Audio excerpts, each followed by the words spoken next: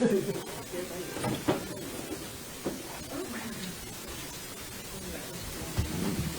look at that before you start. Yeah.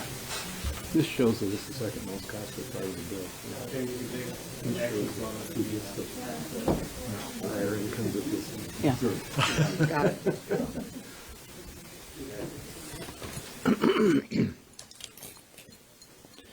We're going to wait just about a minute. We got 7 or 8 other senators coming. I'm going to try to keep us all short so we can get to the questions and answers. But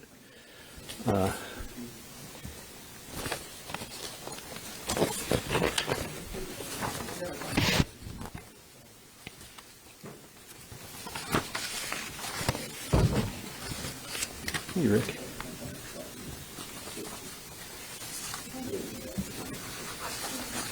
I'm not gonna give all these in my speech.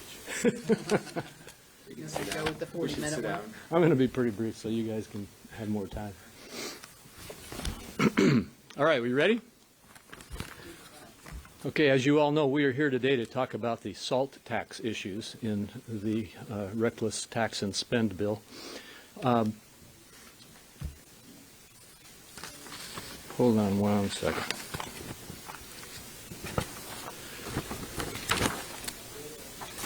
I got my papers out of order here, so I'm going to go back and get them right.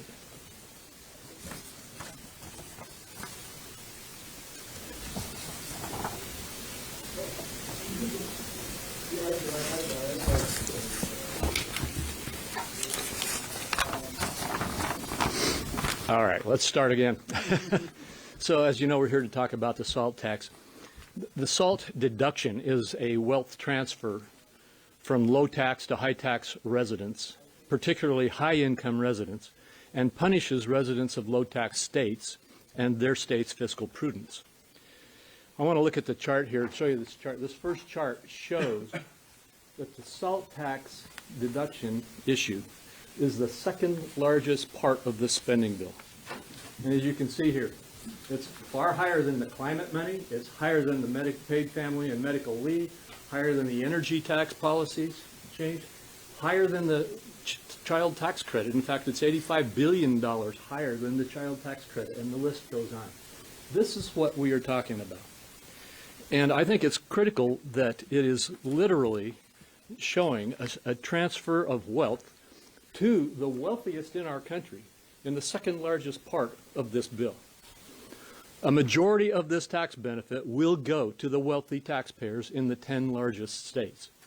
Taxpayers in California, New York, New Jersey, and Illinois alone account for 46% of this cost.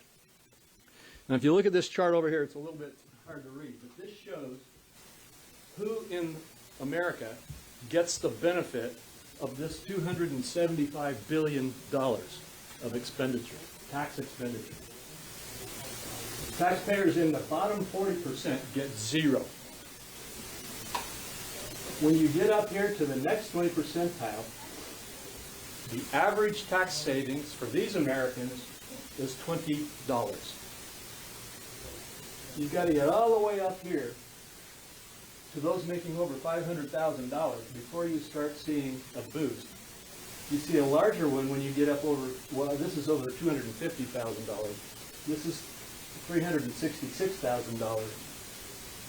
This is $500,000, and here is those making over $1 million. So if you look at this chart, right here is the bulk of all the transfer of wealth here that's going on, and it's going into income categories over $366,000 and over $886,000. This is mostly the millionaires, to get an average tax cut of $14,900.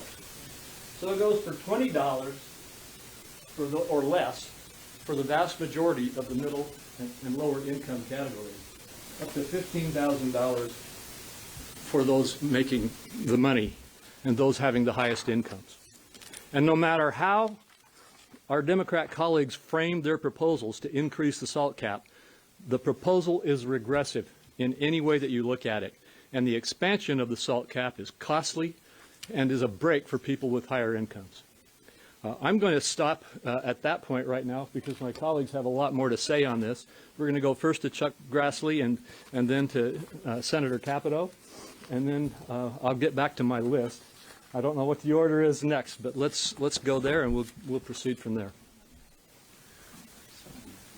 I'd like to point out the inconsistency of the Democrats. Remember how they attacked Republicans? The tax cut of 2017 was tax cut for the rich, even though the top 1% ended up paying a higher percentage of the total tax coming into the federal treasury than they did before 2017. And then Democrats always want you to believe that they're always worried about the middle class. Well, in this particular time, the Build Back Better really stands for Blue State Billionaire Bailout. And I don't know how you can make that any more clear than what these charts already show. But it's giving tax cuts to the millionaires and billionaires, mostly in the coastal and states and the blue states of our country. And Democrats are worried about those people. And they want you to believe that they're only worried about the middle class or the lower income classes. So this is something that will bring down their Build Back Better because it was really a blue state billionaire bailout. Yeah, blue state billionaire bailout. Thank you, Chuck. That's great. And I think Senator Crapo did a good job of delineating, but with these charts and explaining really what I see is a hypocrisy of the supposed Build Back Better, or better termed, the reckless tax and spending spree that that bill represents. We had this discussion when we passed what I think was one of the most monumental pieces of legislation in 2017, the tax cut bill. We had this discussion on SALT. I remember it was an active discussion on the floor on what direction we're going to go. And we decided that, that this was a fair way to spread the tax burden across the country.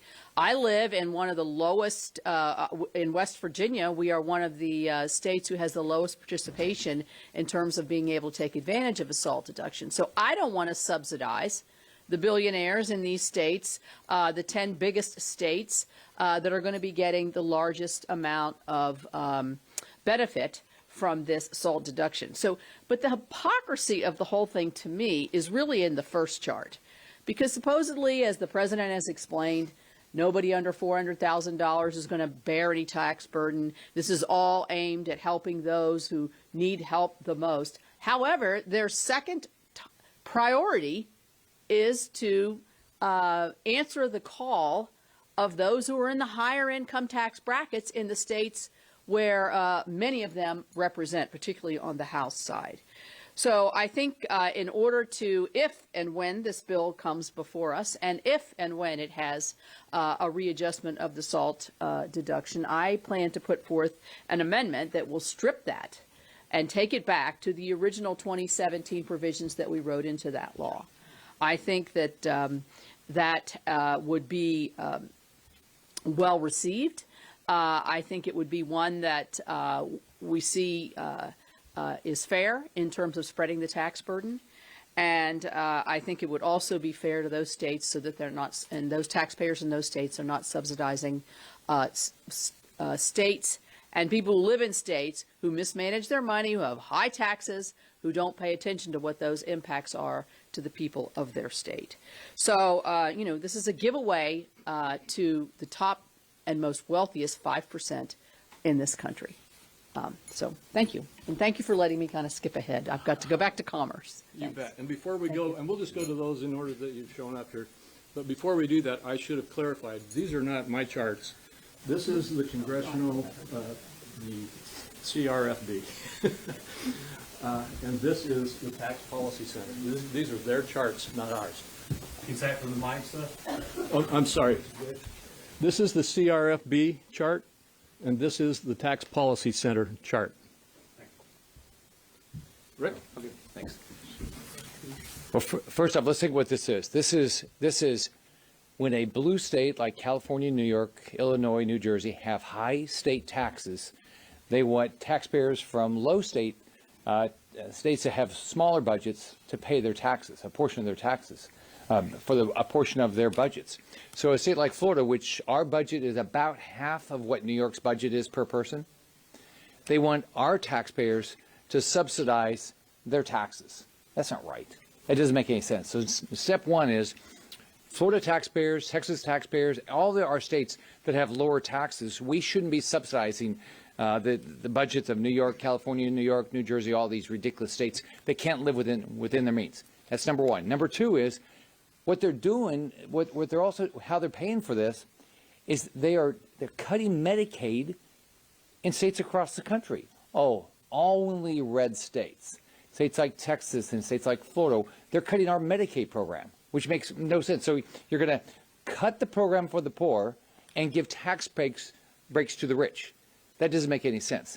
Now, we got elections next year. How can anybody in a red state that in this bill, they're being asked to subsidize the rich in these blue states and have their Medicaid cut? How can they ever vote for this bill? Senator Cornyn. Well, I think Senator Scott makes a good point. This is reverse Robin Hood.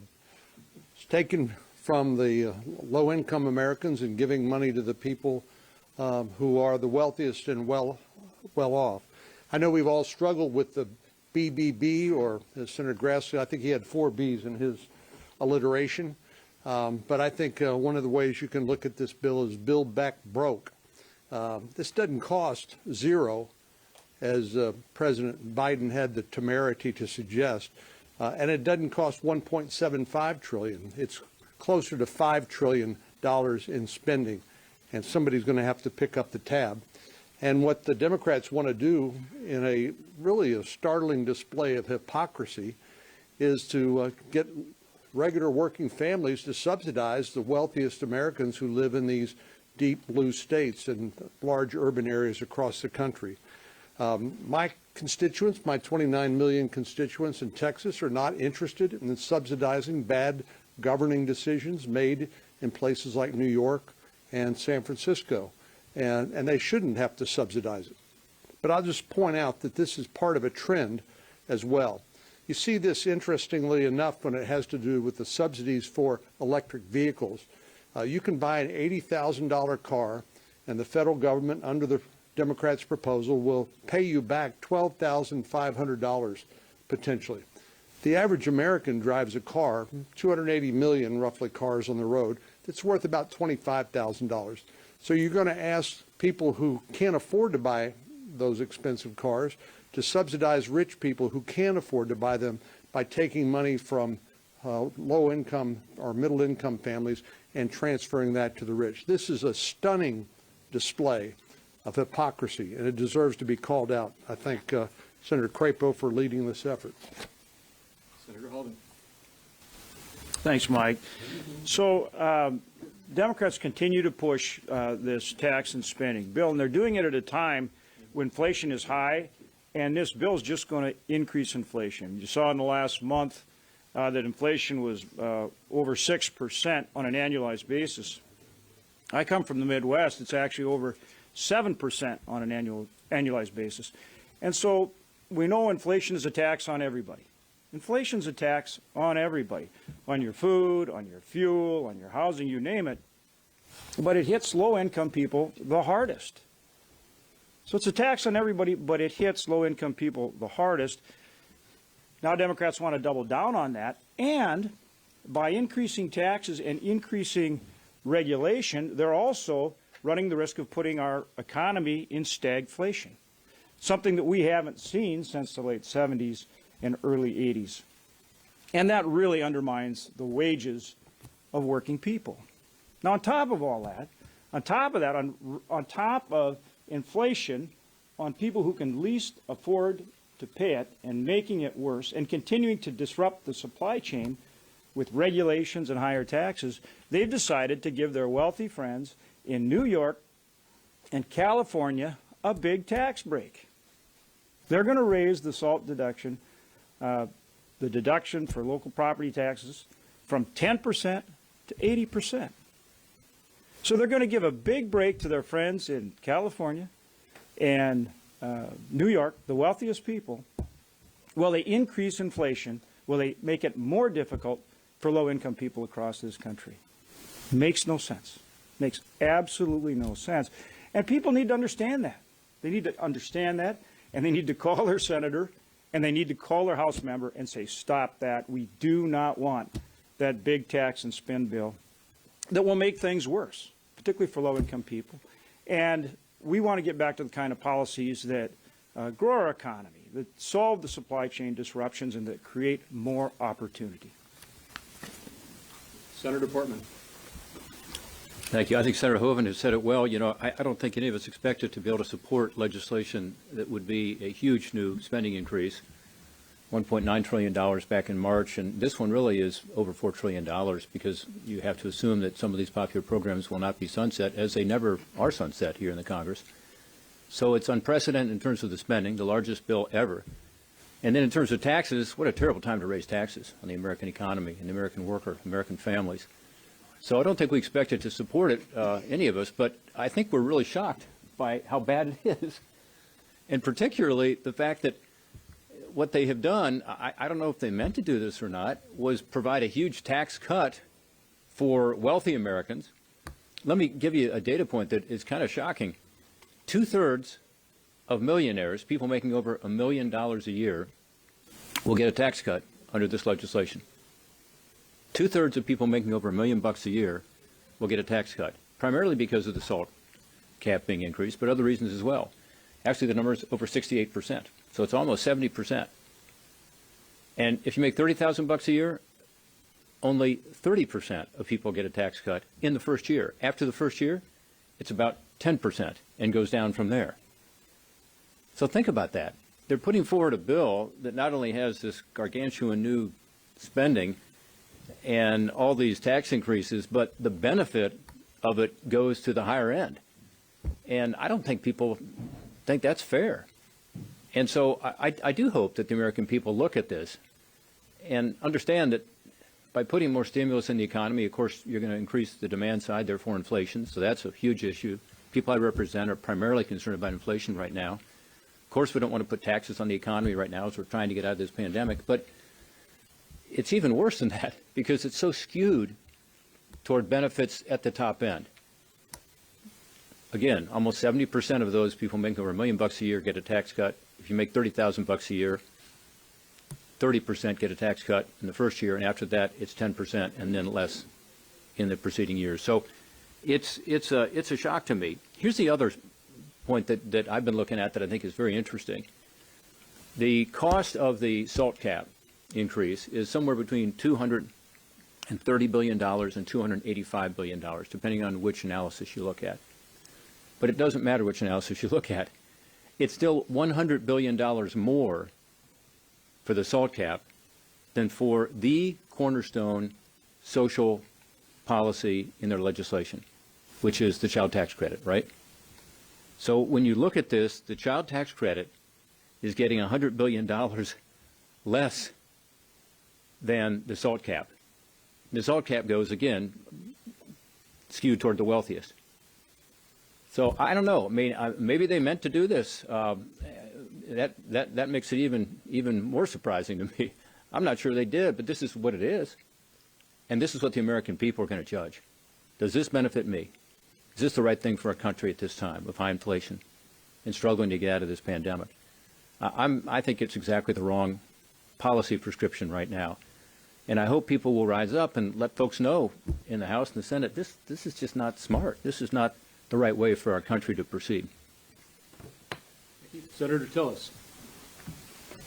Thank you, Senator Crapo. Thank you all for being here. I'm not going to repeat what some of my colleagues have said, but I do think it bears repeating that the wealthiest people in the high-tax states are going to benefit from the SALT deduction. I was thinking about in 2010, I may be conflicted in coming to a press conference like this because the fact of the matter is the people of North Carolina may have benefited from being a high-tax state back at that time. But what did we do? And what should Chuck Schumer do? And what should Nancy Pelosi do? They should go to their state houses. They should go to their governors and reduce the tax burden on people in California and New York and other states that are high tax states. You want to make the tax burden, what you're going to do here, if you raise the SALT deduction in those states, you're not only going to give tax breaks to the wealthy, but you're going to give a green light to those governors and those legislators to raise taxes because they're going to take some of the edge off by increasing the SALT deduction. So this not only harms people immediately, and it not only benefits the most wealthy, but it creates a clear and present danger that these legislatures may just go a little bit more up on their state taxes, maybe some of the county taxes. And that's why I'm against this. This provision is purely about giving tax breaks to the wealthy, and it will ultimately harm the middle class. All right, we haven't got the rest of them to show up yet, so let's start if there are any questions, and we'll, I hope, collectively be willing to take your questions. Yes? So you're talking about how this bill is terrible for inflation. I wanted to talk to you about the China package and your Trade Act in the China package. It had a number of things that would reduce taxes by reinstating the MTB, the GSP, and bringing back more exclusions for the 25% tariffs on Chinese goods. Are you going to be a conferee, and what chances do you see for your Trade Act coming into the final compromise bill between the House and Senate? I hope I will be a conferee. I cannot confirm whether that is the case yet. We aren't even close to a conference yet, though I hope that the House will move and get us into a conference. And I have very high hopes that we will keep the Trade Act provisions included. Remember, it got 91 votes in the Senate. That's a signal to the House and to the country that this is important. I can tell you that our allies, particularly those around China, those in the South Pacific and India, are very interested in those trade provisions to help them push back and strengthen themselves against China's aggressive economic and military policies. And so I think that the case can be made for this being one of the key parts of our China bill, and will hold. Do you also want India to come back into the GSP? Because of course they were kicked out a few years ago. Yeah, I would like to. I personally would like to see that. Thanks. Any questions? Yes. Mike, can I comment on Yeah, that for a second? go ahead. You know, one thing I like about the trade provisions that were in the legislation, and I'm a strong supporter of the legislation overall and the safeguarding American innovation in there, particularly to protect our intellectual property, but it's counter-inflationary. In other words, it would be positive right now. It would help on the supply chain issues, and it would help in terms of our inflationary pressures on the supply side. So it makes sense.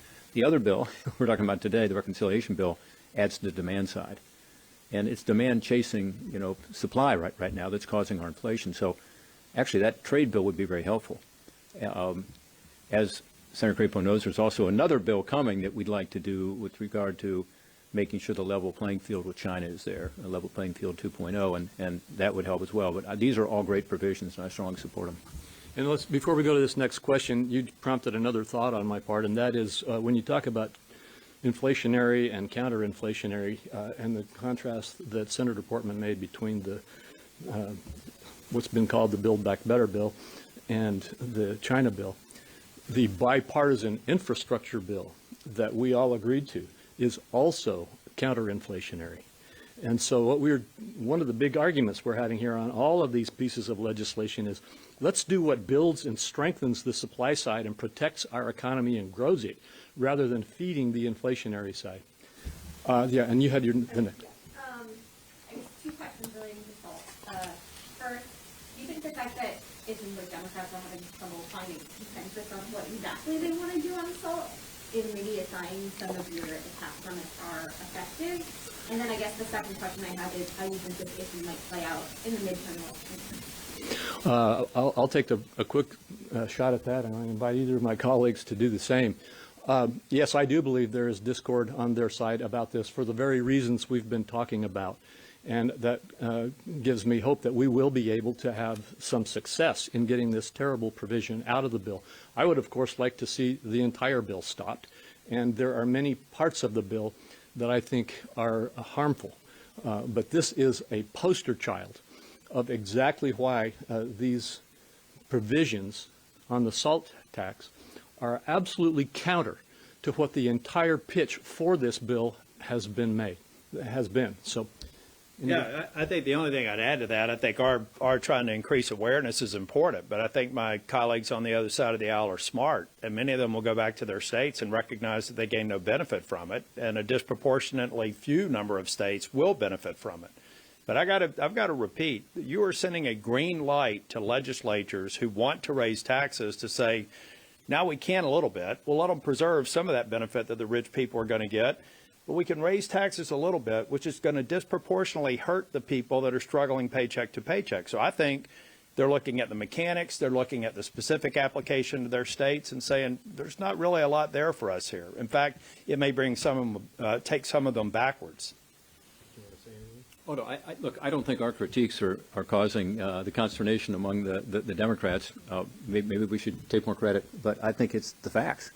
And the facts are pretty plain, which is that when you raise the cap, you are skewing this toward the wealthiest Americans. Again, 2/3 of people making over $1 million a year, almost 70%, are getting a tax cut.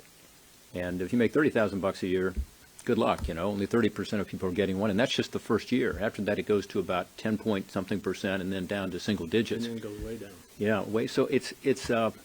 I think it's the facts, and facts are stubborn things, and I think that's why you see some Democrats, including a couple of prominent Democrats who I've talked to, say, why are we doing this salt cap increase? Go here and then over here. Yes. So I know that you're talking about salt, but also the larger economic picture, and of course Friday is the deadline for the government shutdown. There are some in the Republican Party, both on the House side and the Senate, who think that shutting the government down over vaccine mandate and enforcement funding is the right way to go about this right now. Do you guys think that's the right move? I'm not going to comment on that because I understand the concerns, but there are concerns on both sides, and I'm not going to push either side's agenda right now. So, either you have a comment on that? I don't know what the state of play is, so I'm not going to comment on it. But should the government be shut down? The government should not be shut down, in my opinion, and it's my hope that we can avoid that. Yes. What's wrong with changing the cap so that it's phased out for people with higher incomes? That it's phased out for people with higher incomes? Right, so they don't get a deduction. So if you look at the chart over here, when you say higher incomes, you'd have to phase it out. It's already phased out for like everybody who makes less than $175,000 a year. And so the question is, phasing it out here, that's what we're talking about, is getting rid of this expansion of it for the very, very top income categories. I think you might be referencing some of the discussion that is reported in the media between Senator Sanders and Senator Menendez. Those are simply, as I see it, those are simply what I call gimmicks to try to make this look better or look different in terms of the rhetoric. But you can't make this better with rhetoric. I want to go over some of the statistics that Senator Portman has just referenced. Less than 1/3 of those earning between $20,000 and $100,000 will receive a significant tax cut of any kind under this bill. More than 2/3 of those earning $1 million or more, and nearly 90% of those earning between $500,000 and $1 million will receive a significant tax cut. And as Senator Portman has already pointed out, in 2023, 1 year after we've gotten into the bill, almost all of the lower and middle income class tax relief is gone, and it phases down rapidly from what's not gone at that point. And so there isn't really a way to do what you just said unless you get at the higher brackets here, and that's exactly what we're talking about. Why do they have a mechanism put into this bill that does nothing and cannot be argued to do anything other than to give the second largest portion of the allocation of this bill to the top income categories of earners in America?